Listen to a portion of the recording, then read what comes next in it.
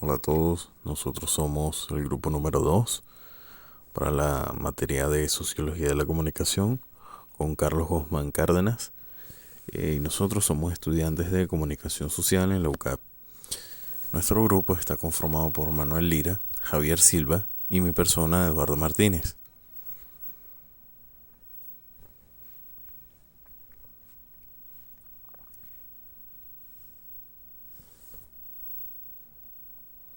En nuestro video vamos a hablar a detalle sobre las propuestas centradas en los usos o procesos recíprocos en el campo de la cultura e identidad popular, el consumo cultural y el concepto de la mundialización.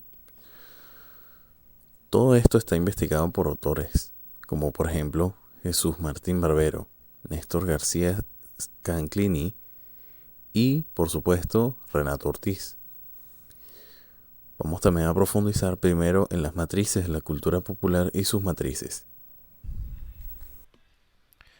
En este campo, el término cultura popular se relaciona a un movimiento social cuyas características son una serie de elementos que representan valores que identifican varios aspectos como la cotidianidad, la religión, tradiciones, hábitos, eventos políticos, entre otros.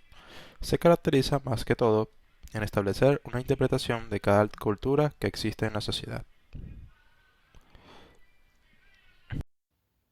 Otro factor interesante es que todo esto se puede traducir con todo lo que existe en la cultura popular, ya que la cultura siempre ha sido algo material y físico que sirve para tener interpretaciones libres respecto a ello, lo que hace que la cultura popular no sea abstracta. Exacto, pero que la cultura popular juega en la sociedad, en el caso de Latinoamérica, es que se establece en las mediaciones, que son aquellos medios que están compuestos por la realidad y por la audiencia y que se encargan de producir cualquier significado como las tradiciones, siendo como ventaja entre las masas para crear un lugar de interacción entre la producción de las interpretaciones y el receptor. Las mediaciones son complejas debido a que son diferentes grupos que provienen de la misma cultura y de otros campos. Existen debido a las diferentes situaciones que ocurren en la sociedad y a su vez contribuyen en la producción de valores y significados que luego son apropiados por el público. Las mediaciones más notables son 1. La mediación cultural, un proceso cognitivo que se origina en la cultura. 2. Mediación individual, centrado en la parte interna del individuo. 3. Mediaciones situacionales, centrado en el desarrollo de múltiples situaciones con posibilidades y limitaciones. Estos procesos generan una noción hacia lo popular, ya que va directo hacia diferentes contextos.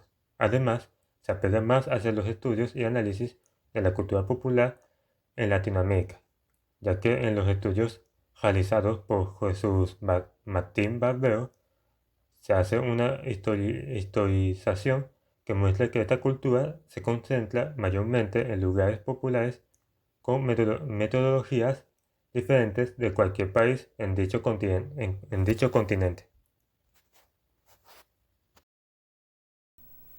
Ahora, en el caso de la cultura del consumo, otro tipo de cultura que se relaciona con la comunicación en masas es un concepto que también se juega entre las masas. Por ejemplo, esto posee el término de consumo que obviamente define las distintas disciplinas de la sociedad. Entonces, podemos entender de que García Canclini propone que este concepto, debido a que las masas se separan en clases sociales por sus condiciones, estatus, y ellos utilizan el instrumento de consumo para sus necesidades básicas y laborales.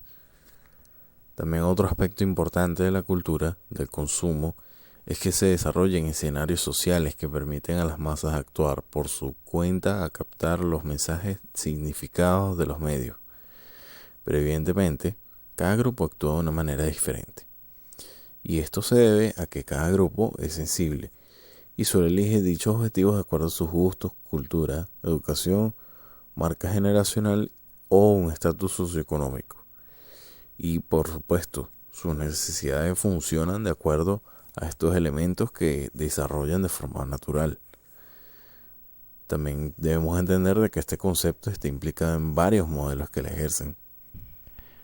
Estos modelos tienen características distintas que dividen en facetas dentro de la cultura de consumo, los cuales son el consumo como lugar de la reproducción de la fuerza de trabajo y de expansión del capital, enfocado más en la creación de necesidades artificiales. 2. El consumo es el lugar donde las clases y los grupos compiten por la apropiación del producto social. Convierte el consumo como canal de escenarios para la apropiación de un producto.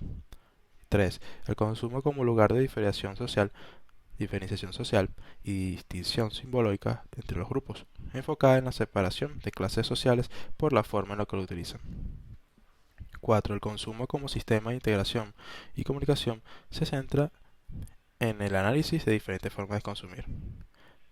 Otro lado, el consumo como escenario de objetivación de los deseos. Y ya por último, el consumo como proceso ritual, las masas seleccionan sus deseos mediante acuerdos sociales. Otro elemento que destaca en su concepto es que todos los grupos sociales surgen movimientos de negociación que crean decodificaciones en los individuos para decidir aceptar o rechazar lo que consumen. Un ejemplo de ello lo podemos ver en los programas de televisión, películas y series, donde el sujeto consume de acuerdo a sus gustos y deseos por decisión propia. Fíjate que entonces podemos entender de que la mundialización de la cultura, según el autor Renato Ortiz, se basa en que es referido como una mundialización para hacer referencia a los cambios culturales en la sociedad, lo que sería también como esos cambios que ocurren dentro del sistema social, como la producción, la civilización, las relaciones sociales, la política, entre otros. Y todo esto nos va definiendo para poder ser mundiales. Y lo interesante de este concepto es que se le considera como una manera de dominación. Es decir, es un concepto que plantea que en el mundo moderno se rompen las barreras culturales en varias regiones a nivel mundial que son causadas por los cambios culturales, siendo de cierta manera dominados por otras culturas con más influencia en otros territorios. Esta dominación es ejercida mayormente por razones ideológicas y de adaptación, hasta que se podría decir que también por consumo, ya que como muchos países adoptan estos elementos de otras culturas por necesidad de adoptar nuevas costumbres para enriquecer sus culturas. Un ejemplo de ello se puede mostrar en la influencia de la cultura estadounidense, en donde muchas regiones tratan de imitar o crear lo más parecido a las costumbres sociales, tradiciones, políticas, festividades, ideología y la forma económica de la cultura de Estados Unidos. Y además de esto, la dominancia de la mundialización es frecuentemente usado como una forma de apropiación de estos elementos culturales que dominan más que otros. En Latinoamérica ocurre un movimiento social en donde hay naciones que se aprovechan de las tendencias imperialistas como la de Estados Unidos para obtener ciertos elementos y materiales culturales para crear una difusión de ellos. El ejemplo más o menos parecido es la distribución de diversas fuentes de consumo, como comida, bebidas, ropa, productos, recursos y tecnología. Todo esto traspasa los límites culturales y territoriales, en que la sociedad lo hace parte de su cultura y de su manera de consumo. Hemos llegado al final.